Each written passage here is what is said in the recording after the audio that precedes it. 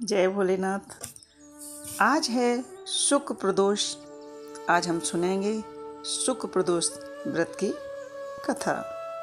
प्रदोष व्रत करने वाले को त्रयोदशी के दिन भर भोजन नहीं करना चाहिए। शाम के समय जब सूर्य अस्त में 3 घड़ी का समय शेष रह जाए, स्नान आदि कर्मों से निवृत्त होकर श्वेत वस्त्र धारण करके तत्पश्चात संध्या वंदन करने के बाद शिव जी का पूजन प्रारंभ करें। पूजा के स्थान को स्वच्छ कर जल छिड़क कर मंडप बनाएं। वहाँ 5 रंगों के पुष्पों पद्म पुष्प की आकृति बना करके कुश के आसन पर बैठकर पूजन प्रारंभ करें। पूजन के लिए पूर्व मुख होकर के बैठें।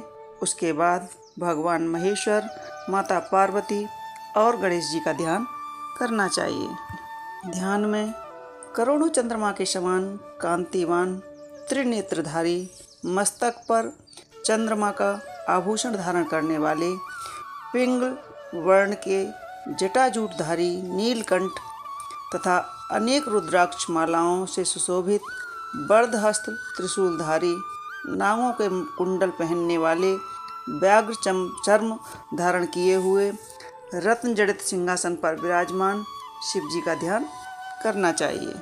जो भी मनुष्य त्रयोदशी प्रदोष व्रत करते हैं उनके समस्त पाप भगवान भोलेनाथ की कृपा से नष्ट हो जाते हैं। सुहागिन स्त्रियों का सुहाग अटल रहता है। प्रदोष व्रत जो भी विधि विधान और तन मन धन से करते हैं उनके सभी दुख भगवान भोलेनाथ दूर करते हैं। शुक्ल प्रदोष व्रत कथा। शुक्ल प्रदोष व्रत पूजा विधि सोम प्रदोष के समान ही होती है। इसमें श्वेत रंग तथा खीर जैसे पदार्थ की ही सेवन करना चाहिए। सूत जी बोले, प्राचीन काल की बात है, एक नगर में 3 मित्र रहते थे। तीनों में ही घनिष्ठ मित्रता थी। उनमें से एक राजकुमार पुत्र, दूसरा ब्राह्मण पुत्र, तीसरा सेठ पुत्र था। राजकुमार व ब्राह्मण का पुत्र विवाह हो चुका था। सेठ के पुत्र का विवाह के बाद गौना नहीं हुआ था। एक दिन तीनों मित्र आपस में स्त्रियों की चर्चा कर रहे थे। ब्राह्मण पुत्र ने नारियों की प्रशंसा करते हुए कहा, नारीहीन घर भूतों का डेरा होता है।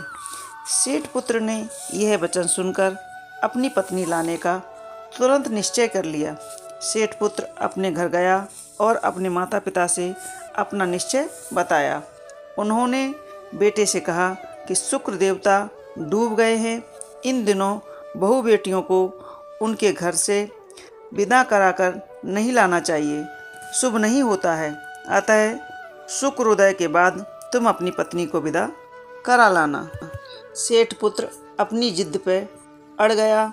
अपने माँ बाप की बात का कोई जवाब नहीं दिया और अपनी ससुराल जा पहुँचा। सास ससुर को उसके इरादे का पता चल गया। उन्होंने उसको समझाने की कोशिश की किंतु वह नहीं माना। अतः उन्होंने विवश होकर अपनी कन्या को विदा करना पड़ा। ससुराल से विदा होकर पति पत्नी नगर से बाहर निकले ही थे कि उनकी बैलगाड़ी का पहिया टूट गया और एक बैल की टांग टूट गई। पत्नी को भी काफ़ी चोट आई। सेठ पुत्र ने आगे चलने का प्रयत्न जारी रखा। तभी डाकुओं से भेंट हो गई और वे धन धान लूट कर ले गए। सेठ का पुत्र पत्नी सहित रोता पीटता अपने घर पहुंचा। घर जाते ही उसे सांप ने डस लिया। उसके पिता ने वैद्यों को बुलाया। उन्होंने देखने के बाद घोषणा की कि आपका पुत्र 3 दिन में मर जाएगा। उसी समय इस घटना का पता ब्राह्मण पुत्र को लगा। उसने सेठ जी से कहा कि आप अपने लड़के को पत्नी सहित बहू के घर वापस भेज दो। यह सारी बाधाएं इसलिए आई हैं कि आपका पुत्र शुक्र आस्त में अपनी पत्नी का विदा करा लाया है। यदि यह वहां पहुंच जाएगा तो बच जाएगा। सेठ जी को ब्राह्मण पुत्र की बात जच गई और अपनी पुत्र वधू और पुत्र को वापस लौटा दिया। वहां पहुंचते ही सेठ पुत्र की हालत ठीक होने आरंभ हो गई। तत्पश्चात उन्होंने शेष जीवन सुखमय आनंद पूर्वक व्यतीत किया और अंत में वह पति पत्नी दोनों स्वर्गलोक को गए। सेठ के पुत्र और पुत्रवधू ने शुक्ल प्रदोष का व्रत जीवन भर किया। भगवान भोलेनाथ की कृपा से उनके धन वैभव और शांति का वास हुआ। तो यह थी शुक्ल प्रदोष व्रत की कथा। आपको हमारी कथाएं कैसी लगती हैं हमें कमेंट्स बॉक्स में ज़रूर लिखें। अगर आप हमारे चैनल पर नए हैं तो बेल आइकॉन को दबा करके नोटिफिकेशन ऑन कर लें।